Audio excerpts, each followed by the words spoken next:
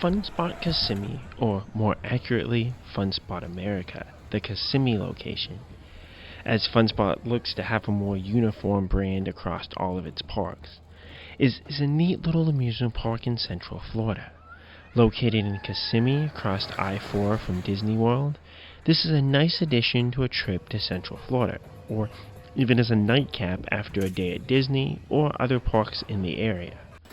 But what can you find at this park, and is it really worth visiting? Find out in this review. The location and atmosphere of Funspot Kissimmee is what makes it my favorite of the 3 Funspot parks. Not only is the park located around a lake, which is always a nice visual, but this park is located right next to Old Town, so you're free to bounce over there, find something to eat, and then bounce back to the park. I have eaten at the 2 Asian places in Old Town, Sakiba Asian Pub and Grill and Mr. Sushi. Neither were excellent in terms of food quality, but both were enjoyable and passable food experiences, and I'd eat at both again if given the opportunity. Although most theme parks have a variety of food options inside the park, there's just something I enjoy a bit more about having actual restaurants right next door. There's also a Checkers next to the Ferris wheel, which was my go-to place in college, but the days of the 79-cent menu are long gone. Funspot itself does offer some food options, but again, with all those places next door and nearby, it doesn't really make sense to actually eat at the Funspot itself. But what does make sense is their $10 all-season soda cup. Since I was only there for one night on my most recent trip, I did not buy this, and then struggled with dehydration throughout the evening and especially the following day at Busch Gardens, Tampa Bay.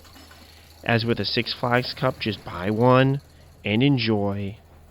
They do not offer a single day cup, and all cups are $12 for one or $10 for two. I remember the $10 price because that is what I paid as a season pass holder, because I bought 2 cups, one for myself and one for my twin brother. Or $8 if you buy 3 or more cups. This is like crazy reasonable, and they're super relaxed in my experience about just letting you fill up the cups while you're inside the park. So just go with this, enjoy the free refills, and your evening. As for the attractions, Funspot has a collection of flat rides that they're trying to standardize across most of their parks, as well as unique roller coasters at each location. With 4 coasters, this does have the most of any Funspot, and is just a good collection of coasters for families and an enjoyable one for thrill seekers as well. This collection is not as strong as, say, Wonderland's in Amarillo, Texas, which has 3 unassuming, generic-looking coasters that all give fantastic rides. But all of Funspot's coasters are enjoyable and worth a few laps each time you visit. Serpent, formerly known as Kiddie Coaster, is open for adults to ride free restrictions, and is an enjoyable kiddie coaster with a decent drop, slightly forceful helix, and enjoyable bobbing on the final 3 hills. I found the middle seat to be the best on this coaster in my recent rides, as I got the most laterals on the helix in that position. Both the front and back rows offered very light forces on the said helix. There is a collection of kiddie rides around Serpent, most of which adults actually can ride. Barren Plains and Convoy are the only 2 restricted to only kids, and it says this right on their signs. Happy Swings is a simple flat ride, but these really make me sick, and I did not enjoy my ride on it at all. America is neat, though short, little funhouse that is well worth a quick walkthrough. Fun Slide gave me a really good ride, as I could get a bit more out of my bag than similar slides that I've ridden. Frog Hopper was also super fun, and I rode this every time I passed by on my most recent trip, as it gave great kiddie drop tower feelings on its cycle. This collection is simple, but should appeal to all kinds of kids and even be fun for adults to try if lines are short. Galaxy Spin was my poster child for generic, forceless spinning wild mouse, as on many of my rides I've just gotten spinning with the turns and not much in the way of laterals. But on my most recent trip, this coaster was going strong. Maybe because I was riding solo in the cars with the short lines. That helped. The first part offered okay laterals, but the spinning section offered strong spinning that only let up slightly towards the end, and good laterals through most of the turns.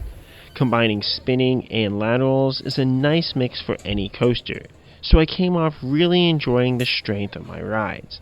I'm not sure if Galaxy Spin will continue to run like this in the future, but if it is riding this strong every day, it adds a lot of depth to the lineup here. With low capacity, this coaster can get a 20 to 30 minute wait if the park is pretty busy, so just be aware that this can have the longest line for any roller coaster in the park. Hurricane is located in a remote section of the park that is in the back of Old Town. My most recent hotel was literally right next to this section, and this area just holds so much charm for me. Besides Hurricane, there is a decent, though not great, collection of spinning flat rides that I would have loved as a kid. The merry-go-round is pretty small and basic, but these are a staple for any amusement park. The Tilt-A-Whirl is a good classic if you want to get a little dizzy.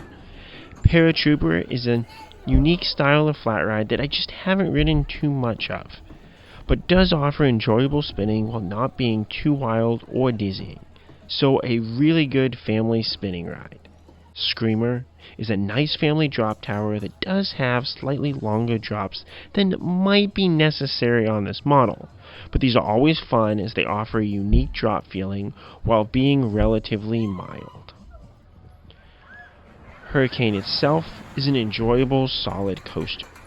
With the track feeling like it isn't too big, this coaster feels like you might fall off a bit more than maybe other coasters, but that just kind of adds to the overall experience.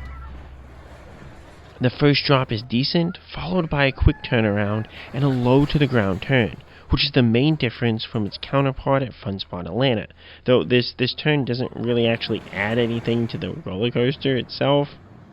The final few sections with bunny hills are nice, as you should get a decent pop from your seat. It isn't a world-class roller coaster, but should be fun, especially if you can ride it over and over and over again. Mindblower is the iconic wooden coaster that put this park and Funspot in general on the map, as it is one of the few with an inversion anywhere in the world, and was the reason I wanted to visit this park and bought a season pass to Funspot to begin with.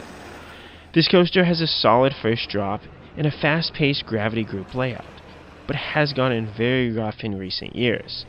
I can still tolerate its roughness, but it can be too much for some. OMC recently retracked a few sections. Although these sections are smoother, they were reprofiled to increase the positive G's in those areas, which does not play well for me when paired with the other sections of this coaster that are still really rough. So honestly, this retracking may have made this coaster slightly worse than making it better, at least in my opinion and for me. Still, it is certainly worth a ride, as I rank it as my favorite coaster in the park. Besides the coasters and the two sections that I've noted above, there are a few more flat rides throughout the park. The Ferris wheel at the front of Old Town is the most awkwardly located attraction, but it offers decent views of Old Town while allowing single riders. Screaming Eagles is a fun spinning ride with a nice location next to the lake. These are always fun and scary if your car gets blown around in the wind a bit too much. Headrush 360 offers an inverting pendulum. Going upside down like this isn't my favorite, as the non-inverting swings are way better with their airtime, and the hang time is only okay with how controlled and quick the actual inversions are. The bumper cars were pretty subpar for the genre, but did seem to have a long cycle. Rock and Roll is the newest attraction, replacing the swinging bobs that were previously here. As the Himalaya is much less dizzying for me, I do appreciate this swap. This ran a pretty decent cycle with some forces and did not make me too dizzy while playing enjoyable classic rock songs that I actually know. Hot Seat is excellent. Not only are the seats open and freeing, but you get less of a controlled swing so you can feel the airtime at the various apexes. Plus, the visuals of looking down into the water on one of these is really freaky. I'm not a huge fan of go-karts, so although they are included with admission, it just isn't a huge draw for me. Both tracks here are big, but it is hard to pass, which is my largest complaint with most go-karts in general. But if you want to try massive go-karts, this is part of the higher ticket price you are paying. I have not tried the Sky Coaster, as it both looks pretty scary and is an upcharge.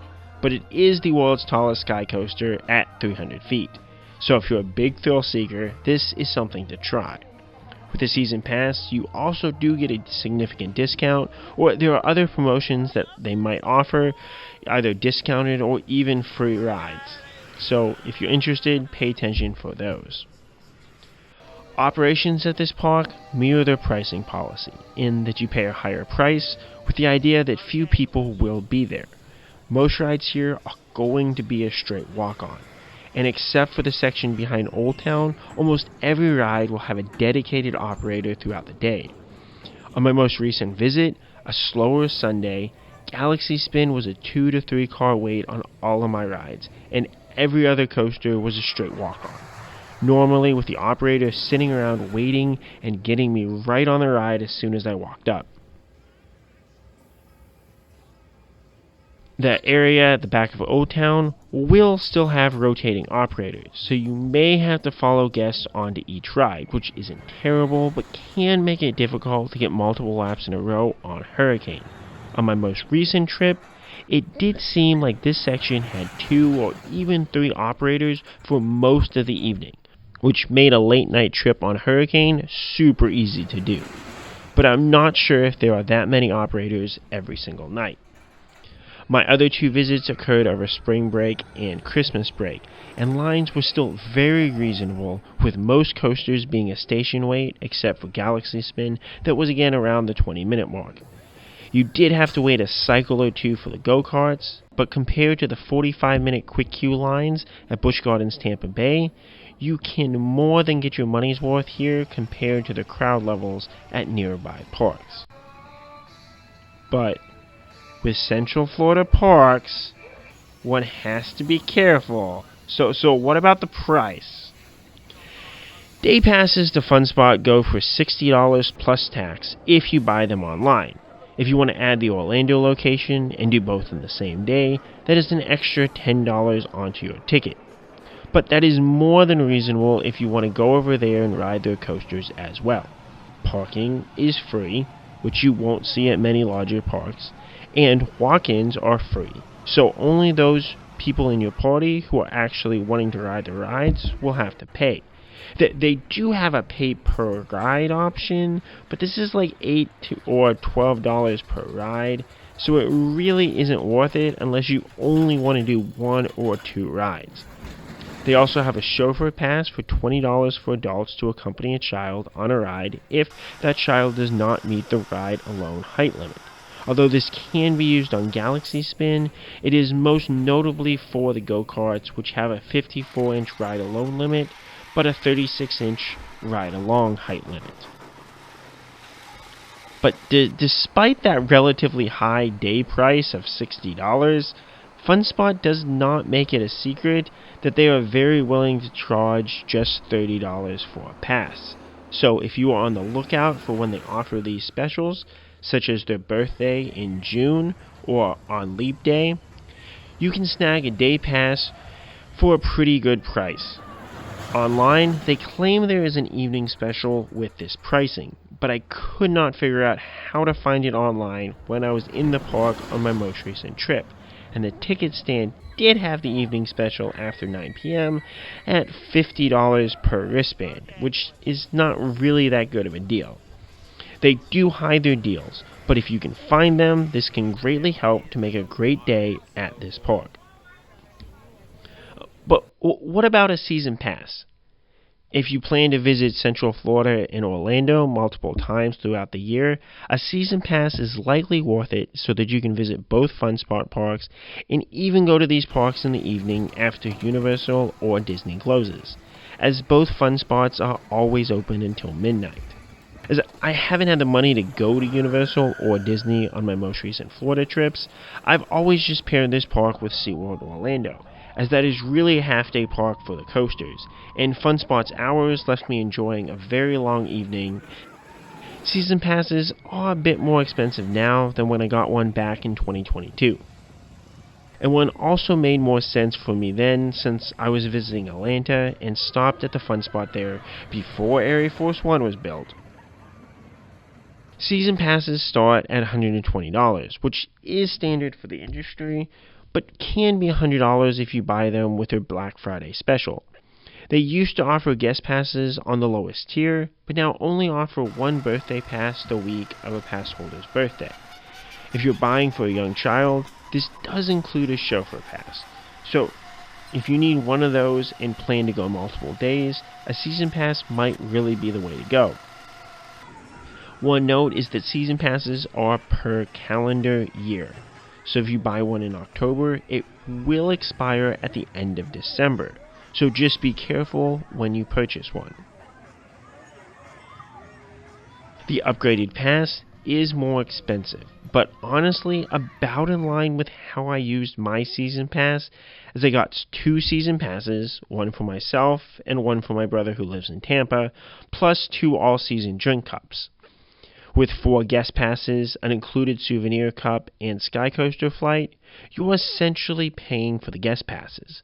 But if you plan on going with others, this might be worth it, as I spent about the $170 with my season pass between buying a second pass for my brother and a day pass for my other brother to come with us one day as well. You will not save a lot of money with the upgraded pass, but it is really not a rip-off despite the high price if you can use it as intended. Lastly, what about the hotels in the area? One huge, I saved that until the end, advantage of staying at Funspot is that there are a fair number of hotels within walking distance. There are many across the street as well, and with free parking, driving might be easier for budget-minded families, as there is a Motel 6, Super 8, and Holiday Inn Express right across the street. I've stayed at the Saralago Hotel, which is a bit of the walk and is a very cheap hotel. If you need a cheap hotel, it is passable, but you might want to look for a nicer place if that matters to you. On my most recent trip, I stayed at the Barefoot Suites for $105 a night, which is a bit more expensive, but the property is pretty nice, especially for the area, and the rooms are really nice with a full kitchen, and 2-bedroom options are available for $140 for families if the kid sleeping on a sofa bed is not ideal. This property was really nice, as I could walk from the Funspot section at the back of Old Town right to my hotel room, which made going back and forth while my wife was taking a nap super easy. Overall, how good is Funspot Kissimmee? The charm of this park and area is awesome, and would make a great home base for a week-long stay in the Kissimmee, Orlando area. If you're looking for a quieter day, pairing this park with a nearby hotel is a good rest day for those who need it. If you can leverage a season pass to get night rides after days at other parks, it can really add to your experience as well. The price is a bit steep for a family of 4, but about on par with unlimited passes at family entertainment centers that won't have this strong of a coaster collection. If you can leverage discounts or deals, this is a great addition to any Florida trip.